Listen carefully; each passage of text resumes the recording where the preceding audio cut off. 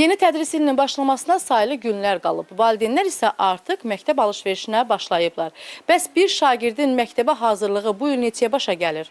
Valideynlərin bir uşaq üçün, yəni belə deyim də, onun məhsulun keyfiyyətinə bağlı dəyişilir. 50 manat da ola bilər, 100 manat da ola bilər. Elə bir çanta var ki, qiyməti 100 manatdır. Elə çanta var, qiyməti 15 manatdır. Bu məbləğ məhsulun keyfiyyətinə bağlı dəyişilir. 150 manat təxminən kifayət edir bir uşağın məktəbə hazırlıq etməsi üçün. 10 manatdan başlayır, ta üzü yuxarıya kimi. 20-yə, 30-a. Baxır da kim necə sumkalar istəyir, ona uyğun hər qiymətdə sumkamız var. Çox razıyam. Əlbəttə, çox ucuzdur bura. Hər yerdənsə bura ucuzdur. Həmişə buradan gəlib alırıq biz. İstər nəvələrim üçün, uşaqlar üçün, hamısını buradan gəlib alırıq. Qiymətlər malların keyfiyyətinə görə dəyişir.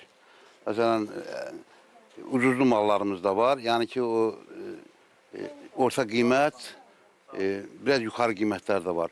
Bir şagirdin məktəbə hazırlığı üçün geyim xərcləri ölçüsünə və keyfiyyətinə görə dəyişir.